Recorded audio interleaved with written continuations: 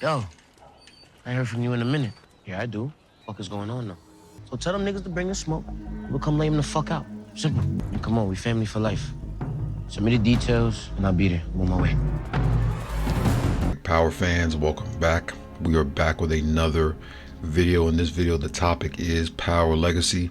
I feel like I haven't really had enough time or had the time to really sit down and talk about the show, give my thoughts, theories, plans, what I think they should do and kind of the direction that they should take. And obviously you guys know this show was kind of brought up back in June. You know, they're working on the writer's room right now and kind of curating what they want to do. And, you know, so far, obviously we know that this show is going to surround around Tommy and Tariq. It's going to focus around them, and it's going to be in the present day timeline, picking up after the events of Power Book 4 Force, right? So it's likely that Tariq will pop up in Force, right? There was a little video that popped up a couple months ago, maybe even almost a year ago, right, where Michael Rennie Jr. was doing some sort of press thing, and he was in the room, that little basement that Diamond and Jannard have in their barbershop. So that's where people kind of started speculating Tariq probably going to cross over, and you know, it's something that we were waiting on anyway, to have someone from Ghost cross over into Force. And I think that a huge part of this storyline that we see in Power Book 4 Season 3 is going to tie into Power Legacy, which is kind of the reason why I feel like they're dragging all of this shit out, right? They don't want to have too much of a gap in between these shows, hence why they're dropping Force in November. They really could have dropped that shit right now, but if they drop it now, then it's going to finish, and then we're going to have to wait a little minute for Raising Kanan Season 5, right? So the question that everybody really wants to know is, well, where are they going to go, right? Because it's likely they're going to leave Chicago. I don't really think it would make sense for them to stay in Chicago, and I don't really think it would make sense for them to go back to New York, right? Because Tommy's supposedly dead in New York, right? But at the same time, the people in New York know that Tommy's alive. So I feel like they've kind of have a conundrum here with some of the storytelling and like being consistent with it, because you know it's kind of iffy sometimes, right? It's hard to know who's doing what, who's like what's the timeline, and you know who knows what and who doesn't know what. So it's likely that they're going to go to a new location together and sort of build an empire. And a lot of people are speculating LA, Los Angeles, because of the Rodolfo connection, right? You guys remember Rodolfo? Tommy was actually on the way to LA in the beginning of Power Book Force, right? And then he made a stop in Chicago and then said, fuck Rodolfo, because Rodolfo kept calling him and pressing him, right? So that's definitely a storyline that they could bring back. They could have him hit up Rodolfo again, and, you know, potentially they go out to LA. And just with the way that things are looking with Force and the way that they're kind of setting things up, it seems like Tommy has a lot of enemies, kind of how Ghost did in Season 6 of Power, and obviously ended up getting smoked. I think it'll be kind of different for Tommy. He'll end up probably defeating his enemies or getting ran out of Chicago altogether. And that's where Tariq will kind of pop up and be his helping hand, right? We know that Tariq and Tommy have kind of squashed the beef between those two. Obviously Tommy was very upset with him for him taking out his brother Ghost, right? So the name Power Legacy, there's a lot to talk about there, right? Because first off, shout out my guy Is Just B. We've talked about this numerous times.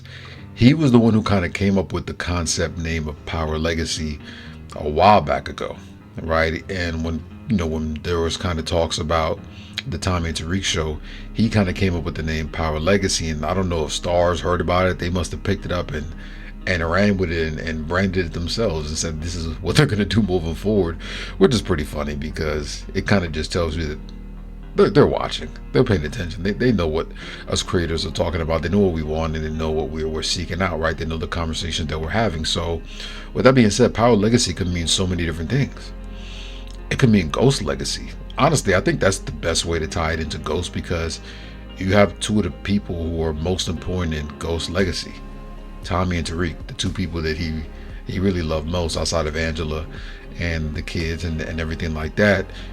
The people that Ghost loved the most teaming up together, it seems kind of poetic in a sense, right? A lot of people don't like the idea of Tommy and Tariq working together because they're probably still salty that Tariq killed Ghost, and shit, I'm still salty Tariq killed Ghost. I'll never get over that shit. But I definitely think that when it comes to present day stories in the Power universe, there are no other stories to tell other than Tommy and Tariq being together, outside of you adding in some new characters or using some supporting characters from Ghost or Force and kind of tying that in with some more new characters in a new location, right? So one of the most important things about this show that I want to talk about too is Gary Lennon and Kendra Chapman. I'm not familiar with Kendra Chapman like that, but I know very well Gary Lennon. He was working on the OG Power, and he hopped on as showrunner for Force Season 2, which explains why Force Season 2 was so much better than Season 1 of Force, right? We know a lot of us didn't really like Season 1 of Force. It didn't really feel like Tommy. It didn't really feel like it did him justice, and a lot of people have said that. Manuel Ramirez, who I did a podcast with, who plays Miguel, he spoke to the same thing. He kind of said that he felt like Season 2 of Force was really the first season of Force because of some of the shit that was going on, right? So obviously Gary Lennon is going to be at the helm. I really like Gary Lennon. I think he has vision and he knows what he wants to do. And you can kind of tell that Gary Lennon and Joseph Secor, who plays Tommy Egan, have a tight relationship. Those two seem like they're close. So when you have a relationship with someone who is the lead of the show and you're the showrunner, it's going to flow a lot better because there's going to be a lot more collaboration and a lot more willingness to collaborate and listen, right? Because we know with this Hollywood shit, a lot of showrunners and producers don't want to hear anything the actors have to say. They kind of just want things done the way that they want things, and unless you have a relationship with them or they're open to doing these things, you're gonna have to just follow a straight line, right? So Gary Lennon being a part of that is great news, because in general it's good to have people who were there in the OG Power because they understand the Power storytelling and what the fans want to see. So I think Gary Lennon being in that is going to be phenomenal. Threats. What kind of characters are they going to bring in terms of villains, right? Because this is the 5th Power show. So in a sense, the stakes have to get even higher, right? In Ghost and Force, the stakes aren't really that high. Come on now. Like, I'm sure you guys feel the same way, but there was never any point in watching Power Book 2 Ghost where I thought Tariq was going to die. There was never any point in watching Force that I thought Tommy was going to die, right? There's so much plot armor there. And I think with this being the potential, unless they want to do more, this is likely one of the last present day spin-offs they're going to do. So, I said this before. I said, well, Tommy's storyline is feeling kind of lengthy to me, right? He's getting older. He's looking visibly older. Obviously, they have CGI and makeup and all that shit. But again, he looks old. Like, if you go put a side-by-side picture of Tommy from Season 1 of Power and now, he looked good, though. But he looked old, you know what I mean? So I think it's time to pass that baton, time to pass that torch off to Tariq, even though I don't necessarily want that because I love Tommy and you don't want to say bye to him. I think that the universe moving forward, he has to go, kind of like how Ghost had to go, right? We don't like it, but it was kind of necessary in a sense to move forward and, to focus on Tariq's storyline. So I definitely think that they're going to have to add a lot of new threats, because when you have two OP characters like Tommy and Tariq who have insane plot armor, you're going to need some OP villains to kind of match them. And because of the fact that you have two huge characters that are going to bring a lot of attention, I don't think you're going to have to structure things like Power Book 2 Ghost, right? Because getting into Power Book 2 Ghost, right, when we all heard about that show, one of the main reasons that we tuned in is because of the other cast members that we knew were going to be in it, like a Mary J. Blige, like a Method Man, like a Lorenz Tate. Like, everybody hated Tariq after OG Power because of what he did to Ghost, so they needed a lot of big names to kind of tie things in. With Power Legacy, you got Tommy and Tariq, the biggest names in the universe thus far. So the supporting cast doesn't have to be crazy, it just has to be solid. So it kind of rings the question of, you get into a business perspective, right? Because one of the reasons why they canceled this show or these spin-offs is because they wanted to save money, because the network has said that it's cheaper for them to cut shows after 3 or 4 seasons so they don't have to up the pay and then just spin the show off. Well, like Manuel Ramirez and we talked about in our last podcast, that's kind of a contradiction, because if you're bringing characters back from Ghost and Force, you're going to have to pay them. Like, they're not going to want to take less money than they did in their previous shows and roles, and they're not going to want smaller roles. So when you already have 2 leads in Tommy and Tariq, if you want to bring back a Kane, if you want to bring back a Braid and an Effie, you're going to have to pay them. And there's so many characters that are in the Power universe that are still alive. Obviously, we have to see how Force ends and how many people make it out. But if you want to bring all these people back, it's going to cost a lot of money, which arguably would be more expensive than just keeping the other shows going, what they could have done, right? And you have to find a role for them. It has to be a storyline that makes sense. And with Tariq and Tommy possibly going to a whole new location, how do you explain all these characters going to that location with them, especially if they're adversaries like a Jannar, like a Diamond? Like, how can you explain them going to LA or wherever they're going with Tommy and Tariq? It just doesn't make sense, right? At DMAC, people like that. So I think the writers' room is going to be very, very much imperative on how they structure this show, because the show already has a lot of potential just off the hype. Everyone's going to tune in just to see what they do, and it's really up to them to keep the fans engaged in terms of how they want to structure the show. But I think it has a lot of potential. I'm really, really excited for it. I don't know how you guys feel about it, but I'm very excited for it. And you know, one thing about Power is they usually cast pretty well.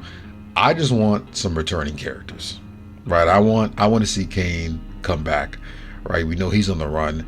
If he's on the run and they go to another city, well, it makes sense to have him come back unless they're going to New York, right? So if they have to go to LA, well, he can pop up in LA because, you know, he's on the run in New York. So it's cool if they bring his character back.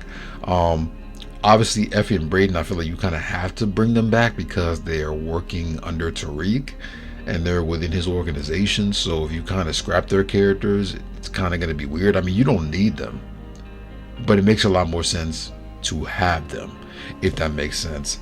And you know, could you bring in Diana? Sure. But it just depends on what they want to do as far as Tariq's love interest. He can't have 3-4 love interest like he did in the OG in the Ghost, because Tommy is also going to need, you know, his own love interest, right?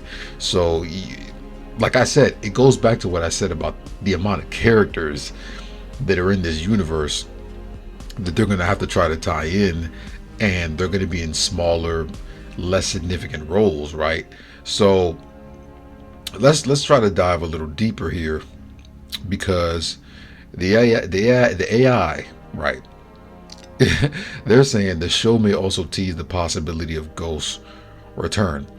And I'm not gonna lie, this show is the one time where I could actually say that there is a decent chance of a Ghost return, because of the fact that Tommy and Tariq are together, and these are the people that were closest to Ghost, and these were the people that tie into his character the most, right? And having Ghost return in a show surrounded around Tommy and Tariq would be a full circle moment that would have the fans going nuts. Like the fans would go crazy, right? And I'm not saying he needs to come back as an alive character, because I think honestly at that point, money wise, you can't do that. And obviously because of the reasons that I said before with how many characters they have, you can't do that.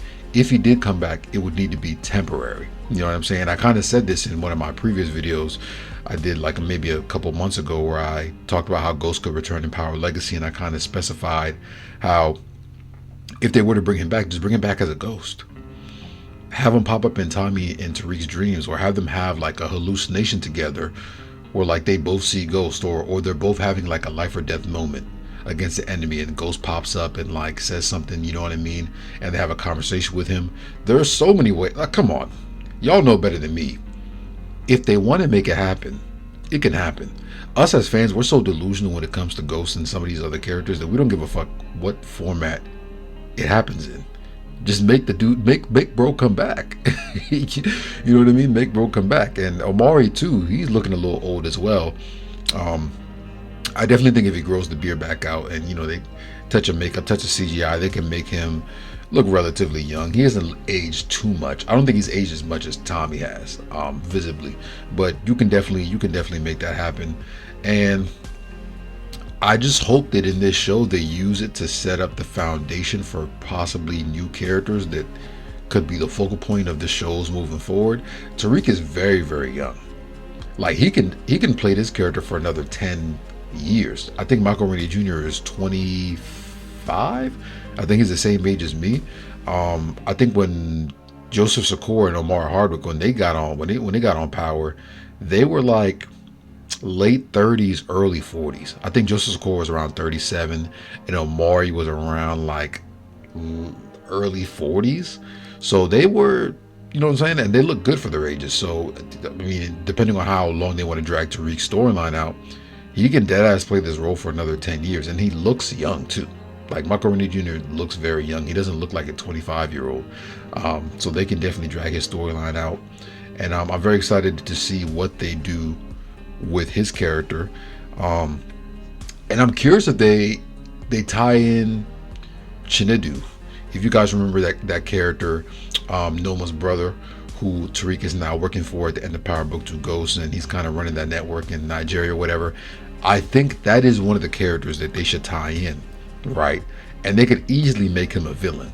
Easily. Like they could do a storyline where, you know, him and Tariq have a disagreement, and Tommy and Tariq got to go to war with him or some shit, and then, you know, if they kill him, then some of his people come after them, and like, there's so much they could do. They got to give me the writer's room. They really got to give me the writer's room. I would love to be in the writer's room. But I think writing this show would be easy, to be honest. You have two great characters, you have two solid actors, and I also think this too, because I said this before, I also think that Michael Rennie Jr. being alongside Joseph Sikora is going to elevate his acting even more. I said this before, the acting just wasn't acting for me in Power Book 2 Ghosts, mainly because I don't think that the level of performers that he was around, outside of maybe Woody McLean and maybe Method Man, there wasn't a lot of great actors on Power Book 2 Ghosts, to be honest. That's just my opinion. I think in the OG Power, that's when you kind of see Michael Rennie's best performances, because he was going up with Lorenz Tate, with Omari Hardwick, with Joseph Sikora, with Naturi Na and Tasha. All of these people, you know, who are high level, very serious actors.